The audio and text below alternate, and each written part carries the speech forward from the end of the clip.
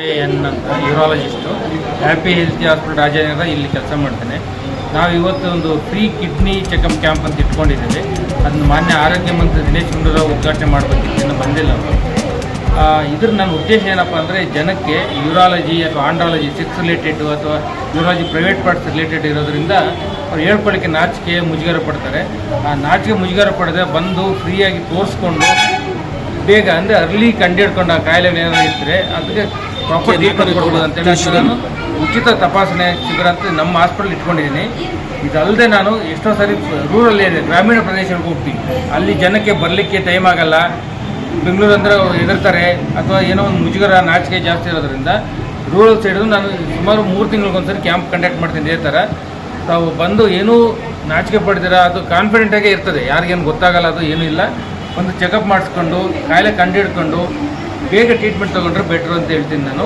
ದಯವಿಟ್ಟು ಇದನ್ನೆಲ್ಲ ತಾವು ಉಪಯೋಗಿಸ್ಕೊಳ್ಳಿ. Thank you sir. ಇತ್ತೀಚೆಗೆ ದಿನದಲ್ಲಿ ನಿಮ್ಮ ಈ ಆಸ್ಪತ್ರೆ ಇಲ್ಲಿ ಉದ್ಘಾಟನೆ ಆಗಿರೋದು ತುಂಬ ಅಭಿನಂದನೀಯ. ಏನು ಹೇಳ್ತೀರಾ ಸರ್? ನೀವು ಹೇಳಿದ್ರು ಕಿಡ್ನಿ ಪ್ರಾಬ್ಲಮ್, ಕಿಡ್ನಿ ಫೇಲ್ಯೂರ್ ಇರ್ಬೋದು, ಕಿಡ್ನಿ ಸ್ಟೋನ್ ಇರ್ಬೋದು ಅಥವಾ ಪ್ರಾಸ್ಟೇಟ್ ಪ್ರಾಬ್ಲಮ್ ಇರೋದು ಸ್ಟಾರ್ಟಿಂಗಲ್ಲಿ ಏನೂ ಲಕ್ಷಣ ಸಿಮ್ಟಮ್ಸ್ ಏನಂತೀವಲ್ಲ ಅದೇನೂ ಇರೋದಿಲ್ಲ, ಸೈಲೆಂಟಾಗಿರ್ತದೆ. ನಾನು ಚೆನ್ನಾಗಿದ್ದೀನಿ, ನಾನೇನು ಓಡಾಡ್ಕೊಂಡಿದ್ದೀನಿ, ಚೆನ್ನಾಗಿ ಊಟ ಮಾಡ್ತೀನಿ ಅಂದ್ಕೊಂಡು ನೀವು ಅದನ್ನ ನೆಗ್ಲೆಕ್ಟ್ ಮಾಡೋಂಗಿಲ್ಲ. ಒಳಗಡೆ ಅದು ಬ್ಯಾಕ್ ಪ್ರೆಷರ್ ಆಗ್ತಾ ಇರ್ತದೆ. ಕಿಡ್ನಿ ಫೇಲ್ಯೂರ್ ಆಗಬೇಕಂದ್ರೆ 2 ಕಿಡ್ನಿಲೂ ಮುಕ್ಕಾಲು ಭಾಗ ಕಿಡ್ನಿ ಹೋದ್ರೆ ಕಿಡ್ನಿ ಫೇಲ್ಯೂರ್ ಅಂತ ಗೊತ್ತಾಗೋದು. ಅಲ್ಲಿವರೆಗೂ ನಾರ್ಮಲಾಗೇ ಇರ್ತಾರೆ. ಅದಕ್ಕೆ ಈ ರುಟೀನ್ ಚೆಕಪ್ ಅಂತ ಏನು ಮಾಡ್ತೀವಲ್ಲ, ವರ್ಷಕ್ಕೊಂದ್ಸರಿ ಚೆಕಪ್ ಮಾಡಿಸ್ಕೋಬೇಕು. ಅದರಲ್ಲೂ ಸಕ್ಕರೆ ಕಾಯಿಲೆ ಡಯಾಬಿಟಿಸ್ ಇರೋರಂತೂ ಒಂದು 3 ತಿಂಗಳಿಗೆ 6 ತಿಂಗಳಿಗೆ ಒಂದು ಸಿಂಪಲ್ ಒಂದು ಯೂರಿನ್ ಟೆಸ್ಟ್, ಒಂದು ಬ್ಲಡ್ ಟೆಸ್ಟ್ ಮಾಡಿಸ್ಕೊಂಡು ಕಿಡ್ನಿ ಆರೋಗ್ಯ ಸರಿ ಇದೆಯಾ ಅಂತ ಚೆಕಪ್ ಮಾಡ್ಕೋಬೇಕು. ಸೊ ನೆಗ್ಲೆಕ್ಟ್ ಮಾಡಬೇಡಿ. ಸಿಂಪ್ಟಮ್ಸ್ ಬಂದ್ರೆ, ನೋವಿದ್ರೇ ಡಾಕ್ಟರ್ ಹತ್ರ ಹೋಗ್ಬೇಕು ಅಥವಾ ಜ್ವರ ಇದ್ರೇ ಡಾಕ್ಟರ್ ಹೋಗ್ಬೇಕು, ಆ ಥರ ಏನಿಲ್ಲ. ಮೆಜಾರಿಟಿ ಆಫ್ ದ ಕಾಯಿಲೆ ಇನ್ಕ್ಲೂಡಿಂಗ್ ಕ್ಯಾನ್ಸರ್ ಸ್ಟಾರ್ಟಿಂಗಲ್ಲಿ ಸೈಲೆಂಟಾಗಿ ಇರ್ತವೆ, ಏನೂ ಪ್ರಾಬ್ಲಮ್ ಇರಲ್ಲ. ಸೊ ಹಾಗಾಗಿ ರುಟೀನ್ ಚೆಕಪ್ ಅಂತ ಮಾಡಿಸ್ಕೊಳ್ಳೋದು ಬೆಟ್ರು. ಫ್ರೀ ಕ್ಯಾಂಪ್ ಆದರೆ ಅದು ಯುಟಿಲೈಸ್ ಮಾಡ್ಕೊಳ್ಳಿ. ನಿಮ್ಗೆ ಜನಕ್ಕೋಸ್ಕರ ಮಾಡೋದು ಅದು ಕೆಲವ್ರಿಗೆ. ಯಾಕಂದರೆ ಎಲ್ಲರೂ ಬಂದು ದೊಡ್ಡ ಹಾಸ್ಪಿಟ್ಲ್ಗೆ ಹೋಗಿ ದುಡ್ಡು ಕೊಟ್ಟು ನೋಡ್ಕೊಳ್ಳಿಕ್ಕೆ ಶಕ್ತಿ ಇರಲ್ಲ. ಈ ಫ್ರೀ ಕ್ಯಾಂಪ್ ಮಾಡೋದೇ ಅದಕ್ಕೋಸ್ಕರ. ಈ ಬಡವರು ಅಥವಾ ಗ್ರಾಮೀಣ ಪ್ರದೇಶ ಬಂದವರು ನೋಡ್ಕೊಳ್ಳಿ ಅಂತಲೇ ಅರೇಂಜ್ ಮಾಡ್ತೀನಿ. ಸೊ ನನಗೆ ಇನ್ನೂ ಇಷ್ಟ ಅಂದರೆ ಇಲ್ಲಿ ಮಾಡೋದಕ್ಕಿಂತ ಬೆಂಗಳೂರು ಔಟ್ಸ್ಕರ್ಟ್ಸ್ ಇರ್ಬೋದು ಅಥವಾ ಟೌನ್ ಇರ್ಬೋದು, ಗ್ರಾಮೀಣ ಪ್ರದೇಶಗಳು ಅಲ್ಲಿ ಮಾಡ್ತೀನಿ. ಅದಕ್ಕೆ ನಾನು ಹೆಚ್ಚು ಒತ್ತು ಕೊಡ್ತೀನಿ. ಇಷ್ಟೇ ನಮಗೆ. ಸರ್, ಈಗ ಆನ್ಲೈನ್ ನಾನು ನಂಬೋದೇ ಇಲ್ಲ. ಯಾಕೆ ನಂಬೋದೇ ಇಲ್ಲ ಅಂದರೆ, ಒಂದು ನಾನು ಅನಲೈಸಿಸ್ ಬ್ರೈನಲ್ಲಿ ನಾವು ಅನಲೈಸ್ ಮಾಡ್ತೀವಿ, ಪೇಷಂಟ್ ನೋಡಿ ಹಿಸ್ಟ್ರಿ ನೋಡಿ. ಈ ಆನ್ಲೈನಲ್ಲಿ 44 ಟೆಸ್ಟ್ ಮಾಡ್ತೀವಿ. ಅವ್ರು ಮಾಡಿರೋದು 3-4 ಮಾಡಿರ್ತಾರೆ, ಎಲ್ಲ ರಿಪೋರ್ಟ್ ಕೊಡ್ತಾರೆ. ಅದು ನನಗೂ ಎಕ್ಸ್ಪೀರಿಯೆನ್ಸ್ ಆಗಿದೆ ಅದು. ಸೊ ನಾನು ಈಗಲೇ ಆನ್ಲೈನ್ ಟೆಸ್ಟ್ಗಳು ನಂಬೋದೂ ಇಲ್ಲ. ಅವ್ರು ಎಲ್ಲಿ ತೊಗೊಂಡೋಗ್ತಾರೆ, ಏನು ಮಾಡ್ತಾರೋ ಗೊತ್ತಿಲ್ಲ.